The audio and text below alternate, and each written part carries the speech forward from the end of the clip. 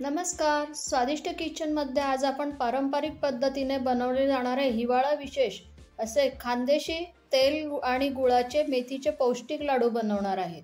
तर आता आपण रेसिपीला सुरुवात करूया. लाडू बनवण्यासाठी इथे 2 वाट्या मी सुकं खोबरं किसून घेतलेलं आहे, 3 वाट्या कणिक घेतलेली आहे, 1 वाटी काजू, 1 वाटी बदाम, अर्धी वाटी अक्रोड, 1 वाटी डिंक, 2 वाट्या खारीक पावडर आणि 2 वाट्या किसलेला गूळ घेतलेला आहे, चिरून घेतला तरी चालेल, आणि 3 वाट्या शेंगदाणा तेल. काल आपण ही मेथीची पावडर जी भिजवली होती ती आता छान भिजलेली आहे. सुरुवातीला आपण खोबरं भाजून घेऊ. मंद गॅसवरच आपल्याला खोबरं भाजायचं आहे. छान 1-2 मिनिटं असं मंद गॅसवरती छान परतवल्याबरोबर आपला खोबऱ्याचा रंग सुद्धा छान बदललेला आहे. तर आता आपण हे काढून घेऊ. छान कुरकुरीत झालेलं आहे बघा. आता लगेचच आपण खारीक पावडर भाजून घेऊ. खारीक पावडर खूप बारीक असल्याने ती खाली लवकर करपते, त्यामुळे एकसारखी अशी उचटण्याने परतवायची. हलकीशी गरम करायची फक्त आपल्याला, खूप रंग बदलवायचा नाही आहे त्याचा. गॅस बंद करून त्यामध्ये 1-2 मिनटं अशी परतवून घेऊ. आता आपण डिंक तळून घेऊ. डिंक तळण्यासाठी मी हे शेंगदाणा तेल थोडंसं टाकते यामध्ये तळण्यापुरतं. तेल चांगलं तापल्यावरतीच आपण डिंकाचे खडे टाकू, म्हणजे ते चांगले आतपर्यंत तळले जातील. आता गॅस मंद केलेला आहे मी, मंद गॅसवरती तळायचे, म्हणजे आतपर्यंत ते छान तळला जाईल आणि फुलेल. छान फुलला आहे बघ.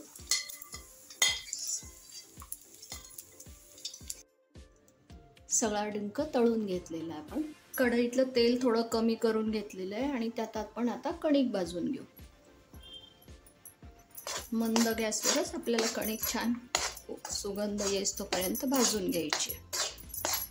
4 ते 5 मिनिटात बघ कणिकेचा रंग सुद्धा छान बदललेला आहे आणि खरपूस भाजून झालेली आहे. गॅस बंद करून ही कणिक काढून घेते मी. आता आपण काजू बदाम याची एक भरड तयार करून घेऊ.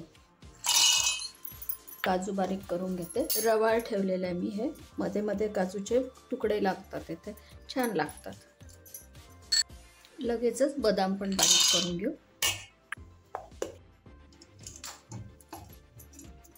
तसेच आपण अक्रोड पण बारीक. खोबरं सुद्धा छान बारीक झालेलं आहे. याचं प्रमाण आपण कमी जास्ती करू शकतो. आपल्याला जर खोबरे थोडं अजून चाकाचं झालं तर टाकू शकतो. त्यानंतर काजू बदामाचं प्रमाण पण आपण आपल्या मनानुसार थोडंसं कमी जास्ती करू शकतो. तसाच आता डिंक बारीक करून घेऊ. डिंक छान तळला गेला, त्यामुळे तो एकसारखा असा छान बारीक झाला. पल्स मोडवर बारीक केला तरी सुद्धा खूप छान बारीक झालेला आहे बघा. त्यामुळे आता आपलं सर्व साहित्य बारीक करून झालेलं आहे. तर त्यात आपण एकसारखं मिक्स करून घेऊ. एकीकडे मी तेल ठेवलेलं आहे गरम करायला, म्हणजे गूळ घातला की आपल्याला गरम गरम यावर टाकून पटकन आपल्याला लाडू वळता येतील. 1 चमचा जायफळ पावडर टाकते मी आणि हे छान कालवून घेऊ.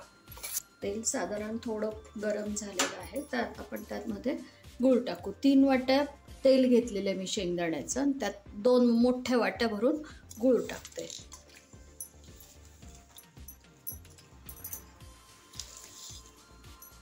छान विरघळू द्यायचा आहे तो गूळ आपल्याला. जास्त गोड आवडत असेल तर अजून अर्धी वाटी टाकलं तरी चालेल, आणि कमी गोड वाटत असलं तर थोडंसं कमी टाकलं तरी चालणार आहे. पण मेथीचे लाडू आहेत तर ते थोडेसे कडवट लागलेच पाहिजे. छान विरघळलेलं आहे. मी आता गॅस बंद करते आणि त्यावरती आपण आहे त्या मेथ्यांचं पीठ टाकून घेऊ. खूप पाक वगैरे काहीच करायचं नाही आपल्याला. मेल्ट झालेलं आहे. मेथ्या टाकून घेऊ त्यामध्येच, म्हणजे सगळे एकसारख्या कालवलं जातील ते मेथीचा पावडर. मेथीची पावडर पण तळली गेलेली. आपण गॅस बंद केलेला आहे त्या गरम तेलामध्ये छान तळले जाते ते.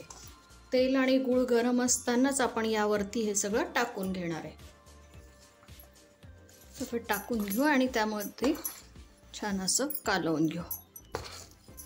सगळं एकसारखं कालवून झाल्यावरती लगेचच कोमट हाताला सोसवेल असं असेल तेव्हाच लगेच लाडू करायला घेऊ, कारण नंतर तो गूळ असतो, त्यामुळे गुळामुळे एखाद्या वेळेस ते कडक भगराळ होऊ शकतं.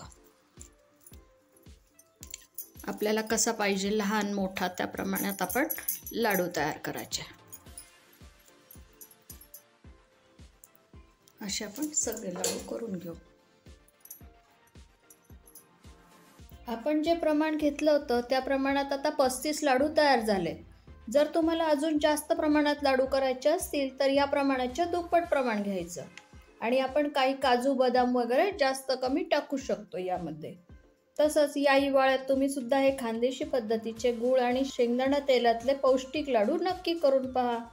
आणि रेसिपी आवडली असेल तर लाईक, शेअर, सबस्क्राईब करा, म्हणजे तुम्हाला माझ्या सर्व खानदेशी रेसिपी पाहायला मिळतील. अशाच रेसिपीमध्ये पुन्हा भेटूया.